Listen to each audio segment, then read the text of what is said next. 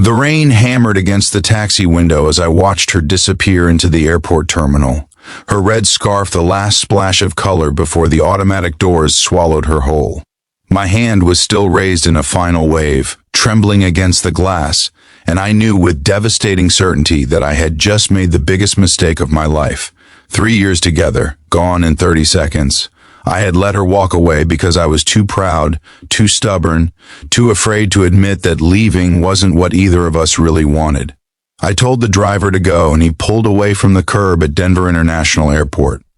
My flight back to Boston wasn't for another 4 hours, but I couldn't bear to be in that building, breathing the same air as Emma while we pretended we were strangers heading to different futures. We had agreed this was for the best. Her dream job in Seattle, my promotion requiring me to stay rooted on the East Coast. We were adults, we said. We were being practical. Sometimes love isn't enough when geography pulls you 5 time zones apart, when careers demand everything you have to give, when the life you've built together starts to feel like a cage instead of a home.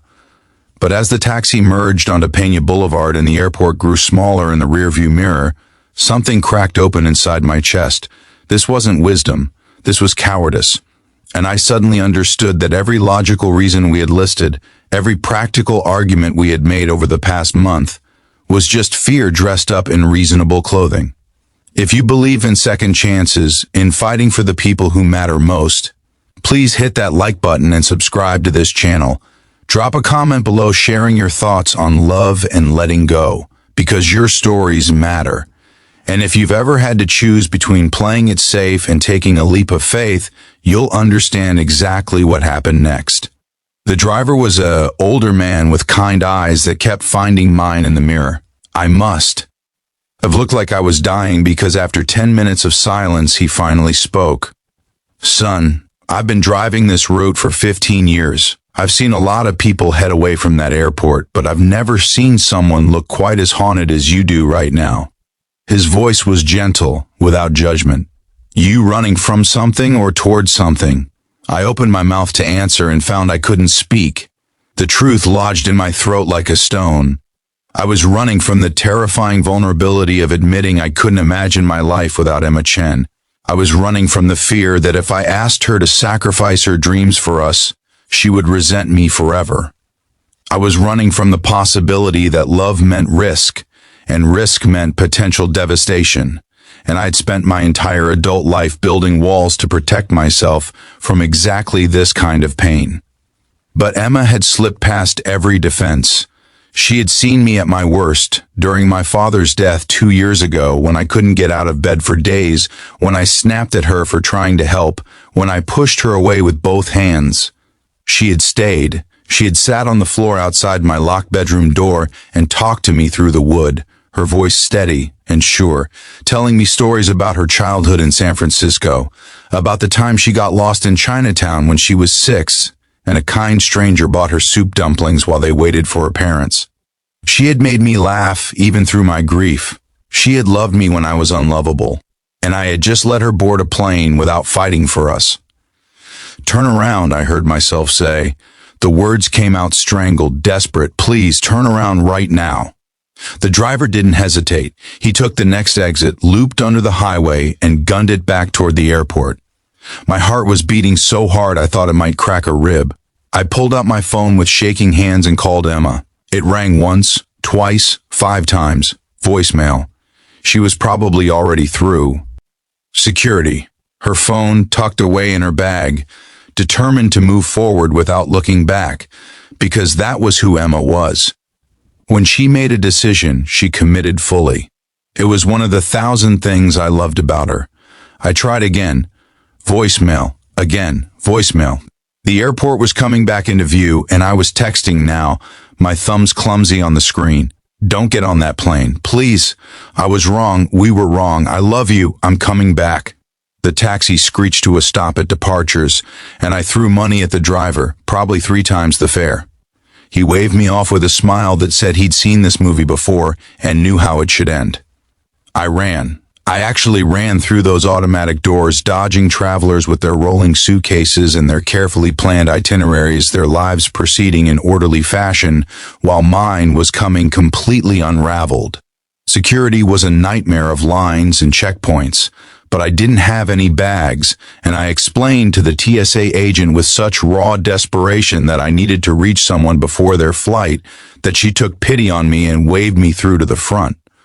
I grabbed my shoes on the other side without bothering to put them on and sprinted toward the southwest gates where Emma's flight was boarding.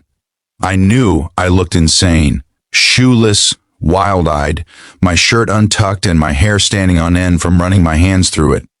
People stared. A little girl pointed at me and asked her mother if I was okay. I wasn't okay.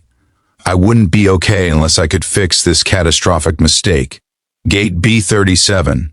Her flight to Seattle was in final boarding, and I skidded to a stop at the desk, gasping for air. "Emma Chen," I managed to choke out. "Is she already on the plane?" The gate agent looked at me with professional skepticism, clearly trying to determine if I was a threat or just heartbroken. "Sir, I can't give out passenger information, please." I wasn't above begging. "I just need to know if she boarded. I need to see her before she leaves. I made a terrible mistake, and if I don't fix it right now, I'm going to regret it for the rest of my life." Something in my voice must have convinced her because her expression softened.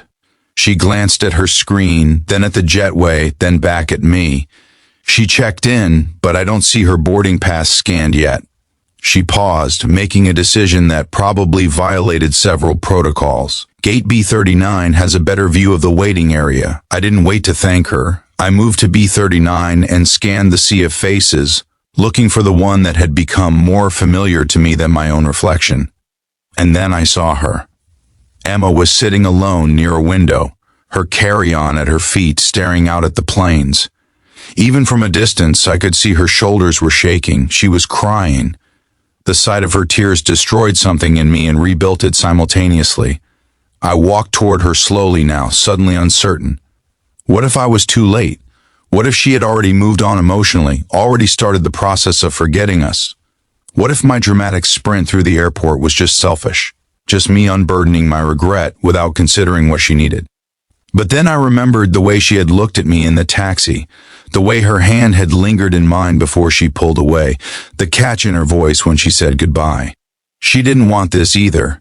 We had both been so busy trying to be mature, trying to do the right thing, that we had forgotten to ask ourselves what we actually wanted. I stopped a few feet away from her. My voice came out rough, scraped raw. "Emma," she turned, and her eyes went wide. Mascara tracked down her cheeks and her lips parted in shock. For a moment, we just stared at each other while the airport hummed around us, announcements crackling overhead, people rushing past us to their various destinations. "You came back," she whispered. "I never should have left." I closed the distance between us, dropping to my knees in front of her. "Chair. I didn't care who was watching. I don't have a plan. I don't know how we make this work with you in Seattle and me in Boston. I don't know if one of us needs to quit our job or if we do long distance or if we're both insane for even trying. But I know that walking away from you was the worst decision I've ever made, and I can't do it. I won't do it." Her hands came up to cup my face, her fingers trembling against my cheekbones. I was sitting here trying to convince myself to board that plane, telling myself you were right, that we were being smart. "But Marcus, I don't want to be smart. I want to be with you. Then don't get on the plane." I took her hands in mine, holding on like she was the only solid thing in a spinning world. "Or get on the plane, and I'll follow you to Seattle tomorrow. Or we both start over somewhere else entirely. I don't care where we are as long as we're together." She laughed through her tears, and it was the most beautiful sound I had ever heard. "You hate the rain." Seattle is basically rain central. I'll buy an umbrella. I'll buy 100 umbrellas. You don't know anyone there. You'd be giving up everything you've built in Boston. You're everything I've built, Emma. These past 3 years with you are the only thing I've ever made that actually matters. The final boarding call for her flight echoed through the terminal, a last chance to stick to the plan we had made. Emma glanced at the gate, then back at me, and I saw the exact moment she decided to take the leap. She stood up, pulling me to my feet with her, and kissed me right there in the middle of gate B39, while strangers applauded and someone's grandmother called out encouragement. and the world rearranged itself into something that finally made sense. If this story touched your heart, if you believe in the power of love and second chances, please take a moment to like this video and leave a comment. Share it with someone who needs to hear that it's never too late to turn back for the people who matter. Your engagement helps us reach more people with stories that inspire and move us.